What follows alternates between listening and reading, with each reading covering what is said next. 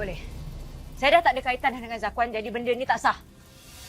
Kenapa pula dia nak jual kereta saya? Apa kaitan dia dengan saya? Itu bukan masalah kami. Faham? Cik, saya ni ada emergency tahu tak? Saya nak bawa mak saya pergi hospital, saya nak pakai kereta ni. Hei! Aku tak nak dengar lah masalah kau. Kau nak aku mengamukkan kerja ni? Kejap. Ni apa hal ni? Apa hal ni? Berapa kau dah beli kereta ni? Aku bayar balik. Tak payahlah Armin, saya handle masalah saya sendiri, please. Tolong. Tak boleh. Kau tak payah dengan perempuan macam tu! Tak boleh. Jangan, sabar. Saya perlukan kereta saya, Armin. Saya faham tapi tak guna. Awak faham tak? Tak guna betul lah si Zakwan ni kan tak habis-habis rusak kereta aku kan. Nak jual kereta pula. Sabar. Tak, macam mana ni Armin? Saya baru nak cari awak. Mak saya tengah pengsan dekat atas tu. Saya nak minta pertolongan awak tapi kereta dah tak ada. Kenapa tak beritahu?